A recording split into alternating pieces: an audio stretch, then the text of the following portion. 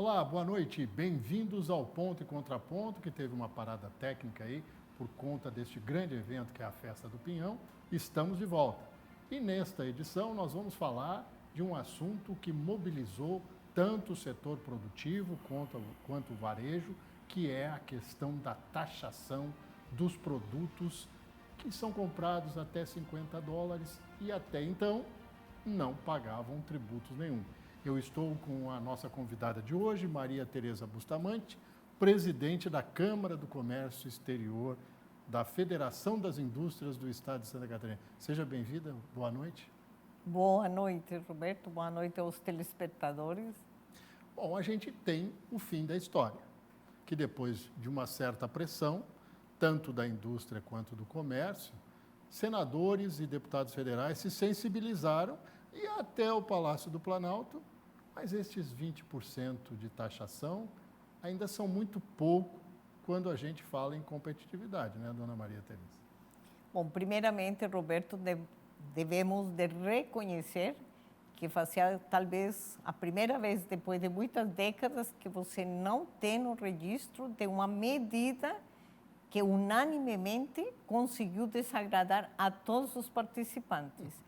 Primeiramente porque 20% de imposto não representa absolutamente nada frente à carga tributária e à desigualdade tributária que nós temos versus o produto nacional fabricado em qualquer lugar do Brasil. Mas quando nós falamos em Santa Catarina, particularmente, o setor que mais é afetado por estas compras de remessas que seriam de pessoas físicas para pessoas físicas, mas que na realidade terminam sendo mais voltadas à exportação efetiva de empresas que se utilizam dos mecanismos de remessa por pessoa física. Atingem a um dos setores com maior mão de obra intensiva no estado de Santa Catarina, altamente produtor, com 178 mil trabalhadores. Que é a indústria têxtil, né? Que é a indústria têxtil catarinense, que vem investindo pesadamente nos últimos anos na modernização do seu parque fabril, na capacitação dos trabalhadores, no desenvolvimento de tecnologia. Então, o que nós podemos dizer é que esse 20% não é nenhum avanço, apenas é uma meia abertura de uma porta que precisa ser escancarada durante a reforma tributária, e é o que nós estamos esperando. Pois é, a questão do setor têxtil já enfrentou há 3 décadas o avanço dos produtos chineses no Brasil. Já enfrentou importações que prejudicavam a sua qualidade do produto, e aí vem mais uma vez a questão da competitividade. E agora, essa ação direta de fornecedores, né, como a senhora bem colocou, para pessoas físicas, mas nem tanto, das compras até $50. É um setor resiliente ou teimoso, eu diria assim? Digamos que se nós juntamos o significado de resiliência com teimosia, podemos dizer que a duplicidade de significado está presente no industrial, no empresário, no empreendedor. Até porque também, Roberto, é necessário destacar que o setor têxtil em Santa Catarina tem na micro, pequena e média indústria a grande maioria dos empreendedores, e eles estão cada vez mais voltados a investir nesse desenvolvimento das suas empresas, e para nós é um desestímulo toda essa falta de reconhecimento da necessidade de igualdar tributariamente os ganhos desses fabricantes. Mas se não satisfaz a questão da tributação de 20%, porque o lógico seria tributar em 60%, dentro da lógica nefasta da cobrança de tributos nesse país, mas aí até uma proteção para a indústria nacional, eu lhe pergunto, o que esperar da reforma tributária? O que o setor produtivo espera da reforma tributária? Olha, particularmente nesse momento, nós estamos bastante envolvidos por meio de nossos executivos e representantes das empresas, nosso economista-chefe. A Federação das Indústrias em Santa Catarina tem um amplo acompanhamento de todas as propostas de medidas de regulamentação da reforma tributária. Então, o que nós esperamos? Que ela busque sempre o equilíbrio. Ela tem que buscar, no resultado final, um equilíbrio que seja equitativo, que seja igual para todas as partes. Porque o que nós temos hoje é uma desigualdade integral. Então, não vai ser um processo fácil, já não foi um processo fácil na aprovação da reforma, e a regulamentação é mais delicada, porque ela é uma regulamentação que exige o conhecimento técnico do detalhamento, exige a participação ativa de todos os atores da sociedade, trabalhadores, fabricantes, fornecedores, distribuidores, ou seja, a cadeia têxtil, como qualquer cadeia de produção, ela é muito ampla, porque ela começa na produção e ela termina na reciclagem. Sim, aí tem os clusters, né, para fazer. Mas eu lhe pergunto, se a reforma não é a ideal, qual seria a reforma ideal, então, que o setor produtivo viria para o Brasil com essa chance de dar mais competitividade ao produto nacional e, ao mesmo tempo, a perspectiva de se perder menos tempo em pagar tributos no Brasil? Olha, Roberto, é muito delicado dizer o que é o ideal, né? Porque o ideal sempre é muito utópico. Mas eu diria que o que é racional e o que pode ser esperado, que a reforma tributária, que é de uma amplitude federal, ela seja acompanhada também pelas políticas estaduais. A política industrial brasileira lançada pelo governo federal, ela, em grandes linhas, pelas missões que ela definiu, pela forma como ela está oferecendo linhas de financiamento, pelas premissas que ela traz junto, não deixa de ser bastante racional e interessante para o momento que nós estamos vivenciando. Porém, ela sozinha não vai fazer nada. Há necessidade de ter um diálogo com a política estadual. O Estado precisa também estar engajado. Produtor, né? Que é o produtor. Né? Então, mas as políticas estaduais, políticas públicas, elas só fazem bem para todas as partes envolvidas, porque ela tem que ser arrecadatória, evidentemente, mas ela também tem que ter uma contrapartida para quem é o pagador de impostos. Então, não pode ser vista de um lado só. E o que eu quero dizer é que o diálogo da política industrial federal tem que encontrar também um diálogo com a política industrial estadual. Ela tem que criar essa capacidade de gerar emprego, gerar riquezas, desde o pequeno produtor até o grande produtor. Ela tem que trazer para dentro do ambiente interno das empresas todos os fatores de competitividade, gestão de pessoas, o olhar para o processo de fabricação que tenha começo, meio e fim. Nós estamos no século XXI, estamos falando que a indústria hoje, ela seja micro, pequena, média, grande, ela necessita transformação digital, ela tem que incorporar desenvolvimento tecnológico todos os dias, tem que estar falando com o chat GPT tecnológico, ela tem que estar com executivos capacitados para poder internacionalizar a empresa. Nosso objetivo na Fiesc, por exemplo, a partir de uma determinação do presidente Mário César de Aguiar, é a internacionalização da indústria. E a indústria catarinense tem conseguido se internacionalizar a partir daquelas que aceitam olhar para dentro do ambiente interno da sua empresa, porque a competitividade está dentro, não somente do lado de fora. Exatamente. A melhor prática traz um melhor produto. Exatamente. Ou estou equivocado? As melhores práticas, a melhor gestão, a redução de custo não pode ser falácia. Ela tem que ser efetivamente calcada em plano de começo, meio e fim. Tem que ser ações de execução, mas elas têm que trazer resultado efetivo, concreto.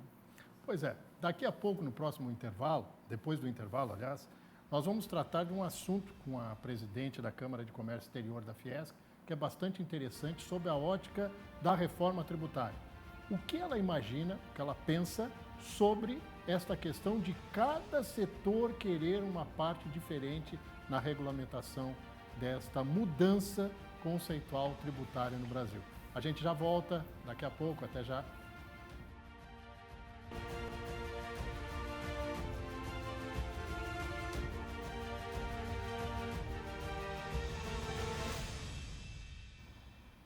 Ponto e contraponto aqui no SCC SBT e também no nosso portal, o scc10.com.br. Perdeu o programa? Vai lá que o scc10.com.br te dá todas as coordenadas. Eu estou aqui com Maria Tereza Bustamante, presidente da Câmara de Comércio Exterior da Federação das Indústrias do Estado de Santa Catarina.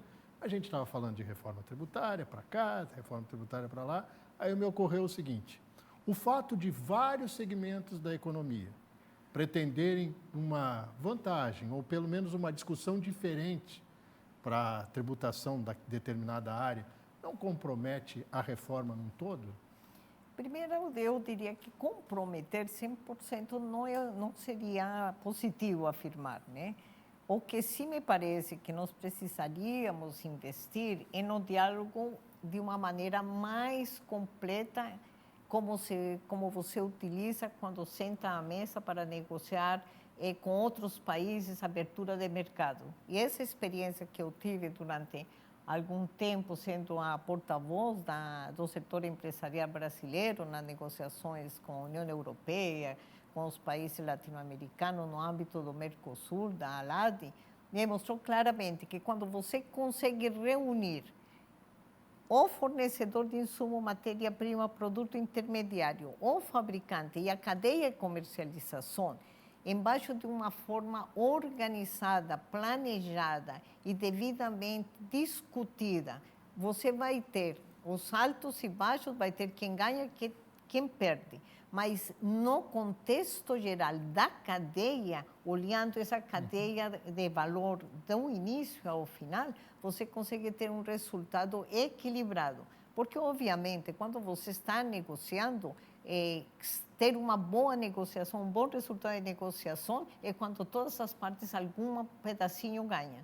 Ninguém ganha, leva tudo, nem o outro perde tudo. Não tem o ganha-ganha, nem o ganha-perde. Exatamente. Alguém vai ganhar, alguém vai perder. O ganha-ganha está em que você consegue identificar entre as prioridades quais que você não pode abrir mão. E é para essas que você trabalha.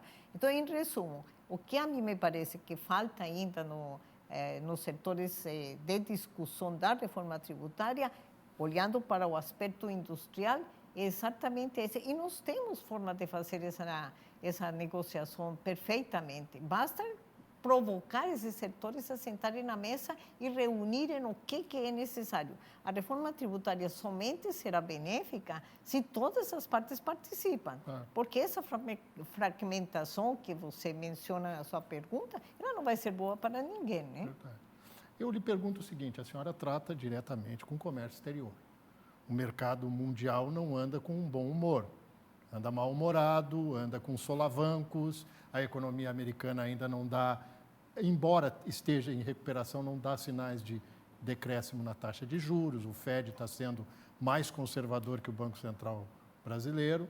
Eu lhe pergunto, é fácil hoje, diante desta situação financeira delicada, com guerras acontecendo, tanto no Oriente Médio quanto lá nos Balcãs e Rússia versus Ucrânia, ou nós estamos diante de uma perspectiva que traz aquela questão da oportunidade para o mercado em cima dos produtos catarinenses que são de excelência? Olha, Roberto, o comércio exterior é bastante interessante, porque o momento que nós vivemos é de um recrudescimento do protecionismo. Há um protecionismo bastante acentuado, olhando, por exemplo, para as medidas da União Europeia, a própria Estados Unidos impondo altas taxas, até proibição, algo que não se fazia há muito tempo nos Estados Unidos. Restrição, né? As restrições de importação para os produtos chineses, a China tomando medidas de proteção hacia os setores de componentes de informática. Então, quando você olha para esse emaranhado de situações conflitantes, guerra de um lado, do outro, um desordenamento logístico extremamente forte, parece que você não vai ter mais importação e exportação. Mas é tudo o contrário, Roberto. Por incrível que pareça, é um momento em que aqueles empresários que efetivamente apostam no comércio exterior, na exportação, na importação, nas alianças estratégicas, são os que melhores oportunidades têm. Por quê? Porque você nunca vai me dizer que fecha um país, você não elimina um país do mapa geográfico, o país não vai à falência. O que você tem que fazer é que tem que se inserir no conhecimento muito intrínseco, tem que dominar Se as fazer também variáveis. representar, né? Que tem que dominar as variáveis geopolíticas e a situação do país, você ter um networking importante e ter o domínio da fabricação do seu produto com tecnologia, com custo adequado, com todas as condições de embalagem, de transporte, tudo que diz respeito a você atender o seu cliente, encantar ele, porque cada vez mais, por incrível que pareça, diante de toda essa situação, nós em Santa Catarina continuamos exportando muito bem, obrigado.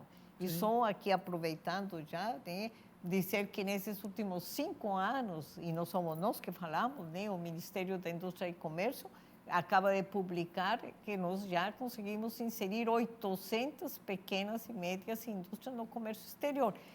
E todos estes últimos 5 anos não foram fáceis. Não, o pior momento da economia mundial nos últimos tempos. E eu tenho convicção, Roberto, defendo isso todos os dias, de que as empresas, se fossem um pouquinho mais ativas, mais abertas a entender as variáveis do comércio exterior, que exigem, obviamente, conhecimento específico, não somente produto, preço, qualidade, nós aplicamos uma avaliação de maturidade que é única no Brasil, que permite ao empresário encontrar os caminhos pelos quais ele vai transitar para melhor capacidade de compreensão das normas, regras, ter segurança jurídica no que ele faz. Então, se ele se desse esse direito a aproveitar tudo que nós lhe oferecemos, ele iria a ter um melhor desempenho no comércio exterior e conseguir equilibrar a produção dele voltar ao mercado nacional e um pedaço para o mercado internacional. Mas ainda, a gente olhando macroeconomia, nós somos um vendedor de insumos, né? Nós somos de commodities, né? O Brasil ainda é um grande exportador. O Brasil, sim, e excluindo Santa Catarina. Santa Catarina, mas eu penso o seguinte, um país que essencialmente é visto como um fornecedor de commodities, e as pessoas precisam comer, as pessoas precisam tomar café, independentemente do produto de valor agregado que Santa Catarina entrega para o mercado internacional, nós ficaríamos onde? Entre a guerra dos semicondutores ou na guerra da Rota da Seda? Olha, eu diria que eu não ficaria em nenhuma das duas guerras. Eu aproveitaria a Rota da Seda, que oferece melhorias logísticas importantes, acesso a novos canais de comunicação de transporte marítimo, que é importante, e a guerra dos semicondutores, que é essencial, porque nós estamos vivendo, cada dia que passa, a cada minuto que estamos aqui conversando, já mudou alguma tecnologia. É verdade. Então, eu diria que tudo que nós temos pela frente tem que ser aproveitado. Basta você identificar, estudar, se aprofundar para poder encontrar efetivamente o que é bom para seu negócio. Porque não é generalizado. Exatamente. Você tem que olhar o que é bom para você, de que maneira você pode aproveitar, o que você tem que aprender, aonde que você tem que se aproximar, porque o comércio internacional, ele não tem geografia. O que ele tem é compra e venda, oportunidades. Exatamente. E relacionamento. Você tem um produto atraente, é diferente de você não ter produto nenhum para oferecer. Exatamente. Está vendo que, por exemplo, agora se falava que na China não se comprava café, aí nós estamos verificando que a China hoje importa café em grandes volumes. Não, a Inglaterra está descobrindo o café, que era a terra do chá, né?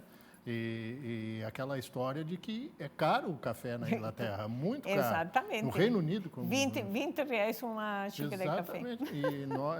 E depende muito da produção do Brasil e de países africanos, né? Que é interessante sobre esse aspecto. Mas um tema que volta e meia, quando a gente fala com o setor produtivo, a gente não pode esquecer, e mesmo que as coisas tenham evoluído um pouquinho, não teve valor em escala, o custo Brasil. Este temerário custo Brasil é o nosso grande adversário para a competitividade mundial, dona Maria Tereza? Essa é uma pedra no sapato que cada vez machuca mais. E machuca porque, se você observa, vamos ficar em Santa Catarina, né? O presidente Mário da Fiesc, todos os dias, vem falando sobre a dificuldade que nós temos de infraestrutura. Como é que você pode imaginar? O maior produto exportado de Santa Catarina, que é a proteína animal, vem lá da região oeste. Para acessar os portos, olha que estradas que nós temos, qual é a linha que nós temos férrea Nós não temos nem infraestrutura e logística suficientes. O custo Brasil é uma somatória de todas as variáveis do atraso que nós temos em relação à falta de políticas públicas efetivamente, seja de infraestrutura física, seja de mobilidade, seja de capacitação de mão de obra e executiva. Nós temos hoje no Senai programas excelentes de capacitação, né? Mas os nossos executivos também precisam cada vez mais se internacionalizar. Quando você vai falar, por exemplo, das línguas, quando você tem que fazer um curso em inglês, tem uma dificuldade maior, ou em espanhol. Então, há uma série E ainda nós estamos falando de inglês técnico e espanhol técnico. Nós estamos falando da linguagem popular. Exatamente. Então, quando nós estamos falando do custo Brasil, há necessidade de abrir esse custo Brasil e verificar que nós temos uma incompetência bastante forte, mas no empresariado somente. Mas otimisticamente nós vamos para frente, né? Exatamente. Sempre, né? Muito obrigado, Maria Tereza Bustamante, presidente da Câmara de Comércio Exterior da Federação das Indústrias do Estado de Santa Catarina. Um prazer tê-lo com a gente aqui. Muito obrigada a você pela oportunidade de falar sobre um tema tão especial para mim, que é o comércio exterior. Muito obrigado. Gente, nós voltamos na próxima semana. Um grande abraço e até o próximo sábado.